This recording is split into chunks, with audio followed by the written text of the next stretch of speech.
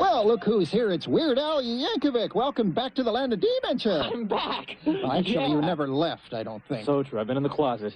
But you do have 2 new albums with you right under your arms. Mm-hmm.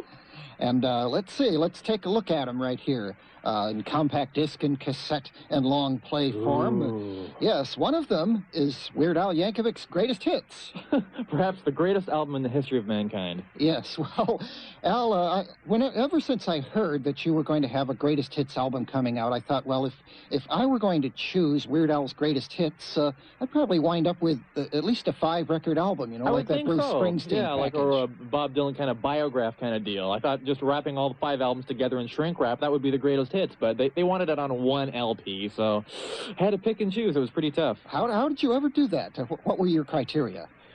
Well, basically, I read all the letters that come into me, so I see what people seem to enjoy off my albums, and I picked what I thought were probably the 10 most popular ones. And here they are. Eat It, Addicted to Spuds, Dare to be Stupid, Lasagna, Ricky from the first album, Living with a Hernia, I Lost on Jeopardy, One More Minute, nice to have a couple of your originals on there. Of course, there's Fat, and the one we haven't heard in a while, Like a Surgeon, from his new album, Weird Al Yankovic's Greatest Hits.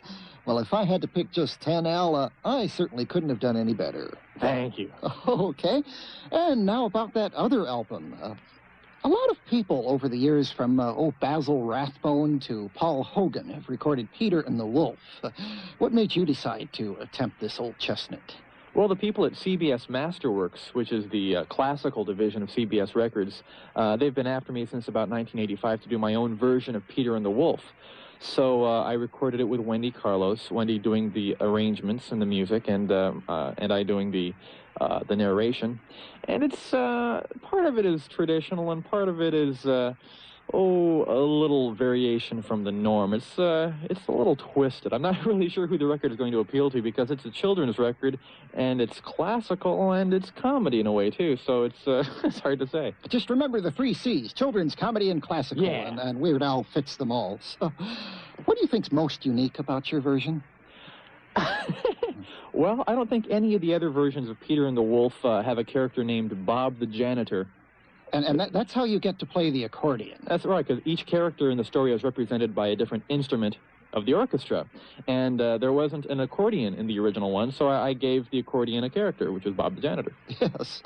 Your collaborator, Wendy Carlos, she's certainly a name that's very well known in the classical field, but some of our listeners may not be familiar with her, so tell me something about her.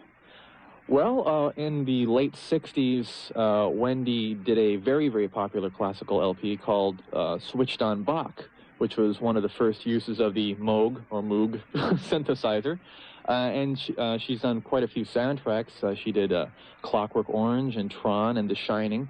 Very popular in the classical field. She's one of the top classical synthesizer composers today.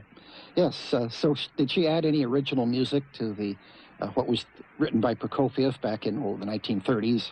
Well, along with the original Prokofiev, she mixes in some familiar TV themes and children's songs. So it's just she goes on some tangents. There are quite a few surprises in this new version of Peter and the Wolf. It's 28 minutes long, so unfortunately I can't really play it within the time constraints of this program. However, the other piece, if you buy it on a CD, it's the other piece on the same side. Otherwise, it's the other side. It's Carnival of the Animals. Now, about half the existing recordings of Peter and the Wolf have something called Carnival of the Animals on the other side. But this, I see, is a different Carnival of the Animals. Right, we call it Carnival of the Animals Part 2. We didn't want to just do a straight reading of the original. So what we did was Wendy wrote completely new musical compositions, and I wrote completely new poems for the animals that Sanson, is that his name? Yeah, right. left out of his original. So instead of the original animals, we have animals like the poodle and the amoeba and the cockroach. Oh yes, my favorite demented animal, the cockroach, with poem by Al Yankovic and music by Wendy Carlos. Al, what color socks do you have on today? Oh, they're kind of day-glow lavender. And how about those shoes? Well, this is every color not found in nature. It kind of matches everything I own. Certainly very much part of the Weird Al tradition, but I love that bathing beauty on your Hawaiian shirt today. Why, thank you. How many Hawaiian shirts do you own by now? Oh, about 400,000, but they're all identical. No, they're not. Oh, I'm sorry. How's your movie coming? It's coming really well. We're in the editing stage right now, and movies take a long time to put together. We're guessing it's going to be out July of next year. It's called UHF, and if you get in line right now, you'll get a really good seat at the theater. Well, Christmas is coming up, Weird Al, and what do you think you might like to have for Christmas? Oh, boy, I've been getting my Christmas list together. This Christmas, I think I'd like a huge pile of cash, a bowl of strawberry Jell-O, a plexiglass bowling ball, a bean and cheese burrito, and world peace. I couldn't have said it better. Either or both of these two albums, Weird Al Yankovic's Greatest Hits and Peter and the Wolf / Carnival of the Animals, would certainly be a nice addition to just about anybody's Christmas gift list. Along with Dr. Demento Presents the greatest CD of all time, of course. Well, thank you, including Edith. So, thanks a whole lot for coming by, Weird Al Yankovic. Thank you. And don't forget, as always, to stay demented. Okay. Weird Al on the Dr. Demento Show.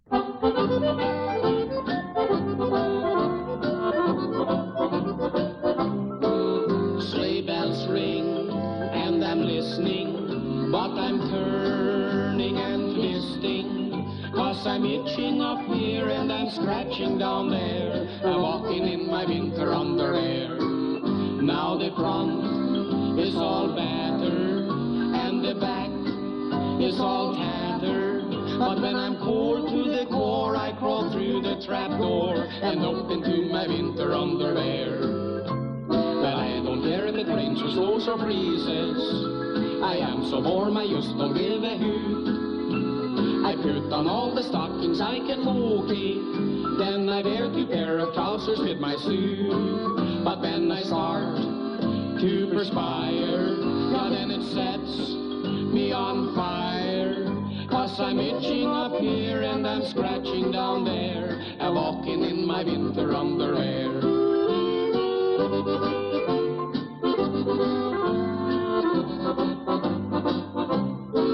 The winter snow is white and glistening, but I'm turning and twisting.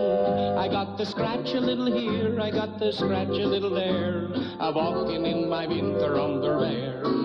I put my bathing suit away in mothballs, and now I got to duck the snowballs. When I can't scratch my back, I throw myself out of whack, I'm walking in my winter underwear. For rain and snow and ice I do not worry, then winter come I do not give a hoot. My coat and hat and earmuffs keep me cozy, and I wear 2 pair of trousers with my suit. But when it comes to other clothing, well, the thing that I am loading is when my face turns blue and contortions I go through, I'm walking in my winter underwear. They're from Sears Roebuck, walking in my winter underwear. Yes, it is that time of year. Well, maybe not if you're listening in Florida or Hawaii or Guam. Are there any nattering nabobs of negativism listening today? That's what Vice President Spiro Agnew used to call everybody who didn't think like him, if you can call that thinking. Well, for all you nattering nabobs of negativism, we have a song for you. I don't know what they have to say. It makes no difference anyway. Whatever it is, I'm against it. No matter what it is or who commenced it, I'm against it. Your proposition may be good, but let's have one thing understood. Whatever it is, I'm against it. And even when you've changed it or condensed it, I'm against it. I'm opposed to it. On general principles, I'm opposed to it.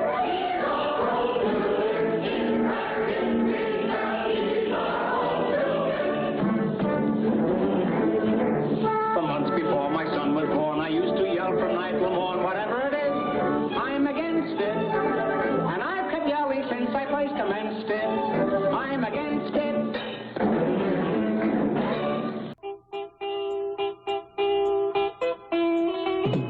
Grandma got run over by a reindeer walking home from our house Christmas Eve.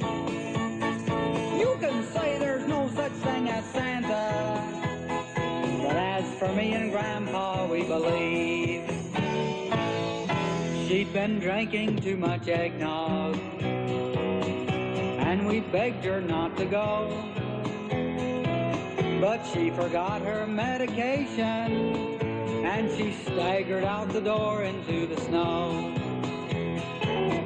When we found her Christmas morning at the scene of the attack, she had hoof prints on her forehead and incriminating claws marks on her back. Grandma got run over by a reindeer walking home from our house Christmas Eve. You can say there's no such thing as Santa, but as for me and Grandpa, we believe. Now we're all so proud of Grandpa. He's been taking this so well. See him in there watching football, drinking beer and playing cards with Cousin Mel.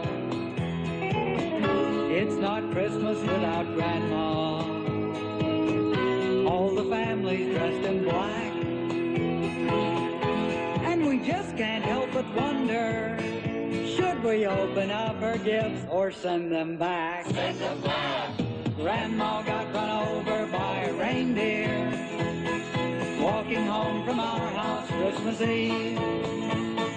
You can say there's no such thing as Santa, but as for me and Grandpa, we believe. Now the goose is on the table,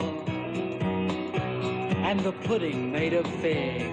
Ah, and the blue and silver candles that would just have matched the hair in Grandma's wig. I've warned all my friends and neighbors, better watch out for yourselves. They should never give a license to a man who drives a sleigh and plays with elves. Grandma got run over by a reindeer walking home from our house Christmas Eve. You can say there's no such thing as Santa, but as for me and Grandpa, we believe. Sing it, Grandpa. Grandma got run over by a reindeer walking home from our house Christmas Eve. You can say there's no such thing as Santa, but as for me and Grandpa, we believe.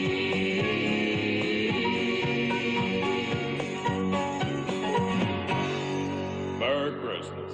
And the same to you, Elmo and Patsy, heading into its 10th Christmas season with little if any sign of slowing down.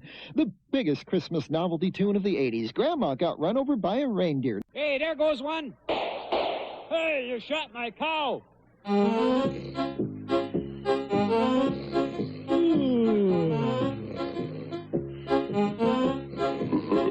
It's the second week of deer camp, I got a swollen head. I'm lying with the dust balls underneath my bed.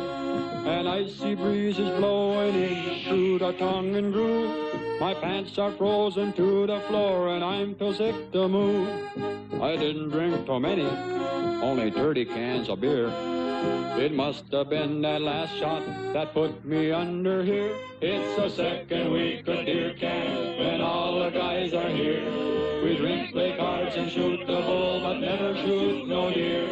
The only time we leave the camp is when we go for beer. The second week of deer camp is the greatest time of year.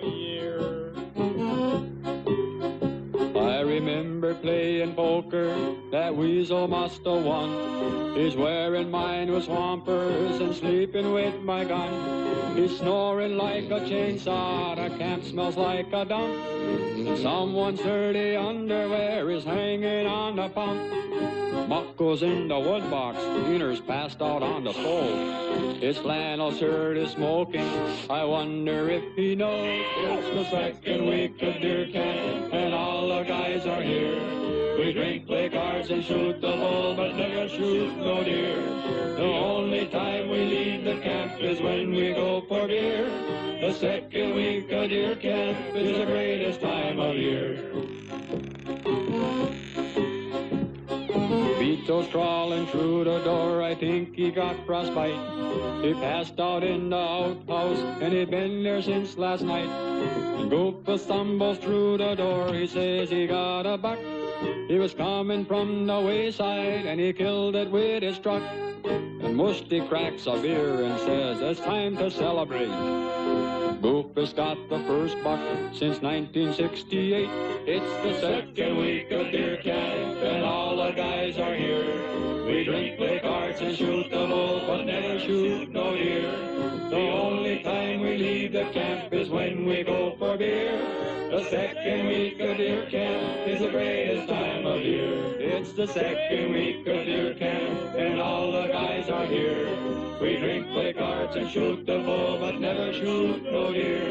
The only time we leave the camp is when we go for beer. Second week of deer camp with Die.